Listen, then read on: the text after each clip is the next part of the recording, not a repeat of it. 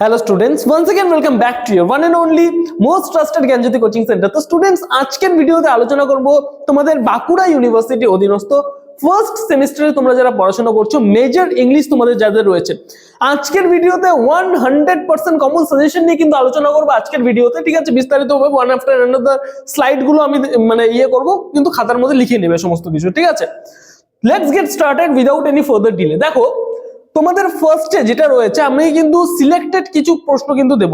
তোমাদের টোটাল যে সিলেবাস রয়েছে সেই সিলেবাসের মধ্যে থেকে সিলেক্টেড কিছু প্রশ্ন দেব এবং সেই সিলেক্টেড প্রশ্নের মধ্যে থেকে কিন্তু কমন 100% পড়বে, এটা আমার গ্যারান্টি, জ্ঞানজ্যোতি কোচিং সেন্টারের গ্যারান্টি। Let's get started. দেখো ফার্স্টে দেখো ফর্মস অফ যে পোয়েট্রি যেটা রয়েছে তোমাদের, এই ফর্মস অফ পোয়েট্রির মধ্যে থেকে আমি দুটো কোয়েশ্চেন আমি তোমাদের এখানে দিয়েছি। Write a note on ode as a poetic genre.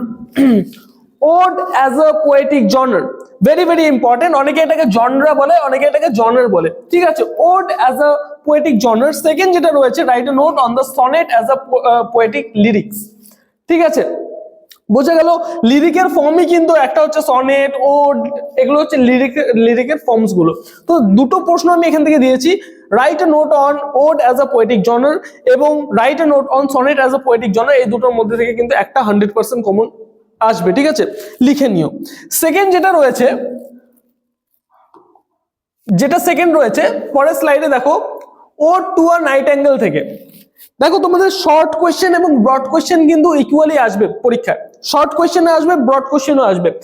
এইবার দেখুন, ode to a nightingale থেকে আমি একদম 4টা কোয়েশ্চেন দিয়েছি, শর্ট কোয়েশ্চেন এবং ব্রড কোয়েশ্চেন দুটোর জন্য কিন্তু ইকুয়ালি ইম্পর্টেন্ট রয়েছে।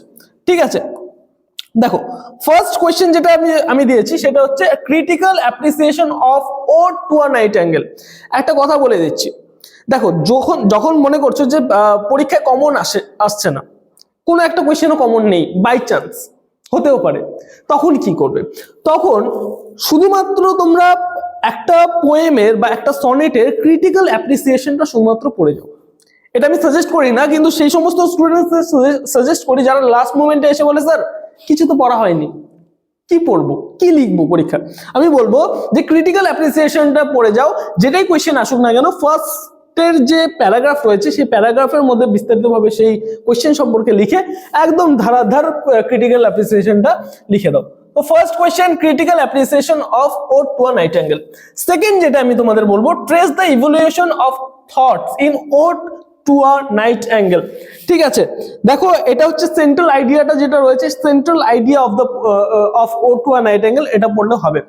সমস্ত যে নোটস পত্রগুলো রয়েছে আমাদের এখান থেকে কিন্তু প্রোভাইড করা হয়। অবশ্যই আমি লাস্টে সবাইকে জানাবো যে আমাদের কিভাবে আমাদের সেন্টারে যখন তোমরা অ্যাডমিশন নিবে প্রসেসটা কি, কিভাবে অ্যাডমিশন নিবে, কিভাবে নোটস পত্রগুলো পাবে, আমি লাস্টে বলবো সবাইকে।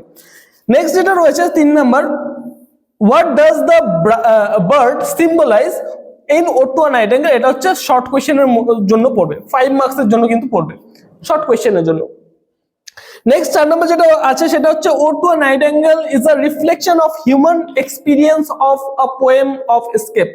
এটাও কিন্তু ইকুয়ালি ইম্পর্টেন্ট 5 মার্কসের জন্য। ঠিক আছে, নেক্সট পরের স্লাইডে আসি। ফ্র্যাঙ্কেনস্টাইন একটা গথিক নোভেল তোমাদের সামনে রয়েছে। ফ্র্যাঙ্কেনস্টাইন থেকে তোমাদের দেখো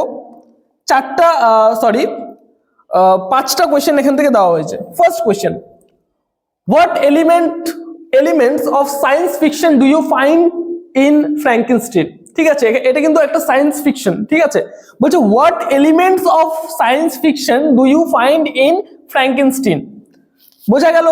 নেক্সট যেটা আছে, discuss the role of the character of the monster in Frankenstein. মনস্টারের কি রোল ছিল? দেখো the whole novel is surrounded by that monster. ঠিক আছে, এবং এই মনস্টারের যে রোল, সেই রোলটা সম্পর্কে তোমাদের কিন্তু লিখতে হবে। নাম্বার 3 যেটা আছে, discuss the major themes of Mary Shelley's Frankenstein. Themes গুলো কিন্তু আলোচনা করতে হবে তোমাদেরকে, এটা কিন্তু আমি 3 স্টার মেনে রাখলাম। ঠিক আছে, 3টা star, very very important. Next যেটা রয়েছে, how is Frankenstein both a romantic and a Gothic novel. কিভাবে ফ্র্যাঙ্কেনস্টাইন একটা রোমান্টিক নোভেলও এবং গথিক নোভেলও, দুটো পয়েন্ট তোমাদের 3টে পয়েন্টে শেষ করবে এটাকে। First introduction, second Frankenstein as a romantic novel, এবং থার্ড যেটা রয়েছে Frankenstein as a Gothic novel. এই যে নোটটা আছে তিনটে পয়েন্টে তোমরা শেষ করতে পারো এবং চারটে পয়েন্টও করতে পারো, লাস্টে কনক্লুশন দিতে পারো। Next, analyze the narrative technique used by Mary Shelley in her gothic novel Frankenstein. Narrative technique of Frankenstein, very very important. narrative technique গুলো কিন্তু তোমাদের দিয়ে দেয় পরীক্ষায় অনেক সময়, ঠিক আছে, কিভাবে ন্যারেট করেছিলেন এটা কিন্তু তোমাদের পড়তে হবে। Next Riders to the C, ঠিক আছে, আজকের লাস্ট স্লাইড তোমাদের এটা আছে, Riders to the C.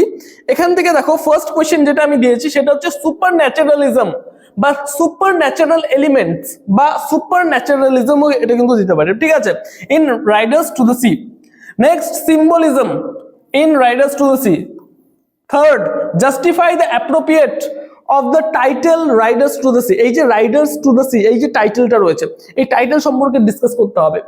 Next, E number যেটা রয়েছে, Riders to the Sea as a tragedy, এটা কিন্তু এভাবেও আসতে পারে, Riders to the Sea as a tragedy.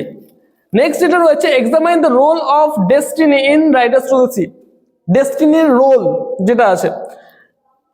তারপরে যেটা রয়েছে, discuss the Riders to the Sea as a one act play, এগুলো কিন্তু 5 মার্কসের জন্য ইম্পর্টেন্ট, ঠিক আছে, এটাও 5 মার্কসের জন্য ইম্পর্টেন্ট, ঠিক আছে, রোল অফ ডেস্টিনি 5 মার্কসের জন্য ইম্পর্টেন্ট।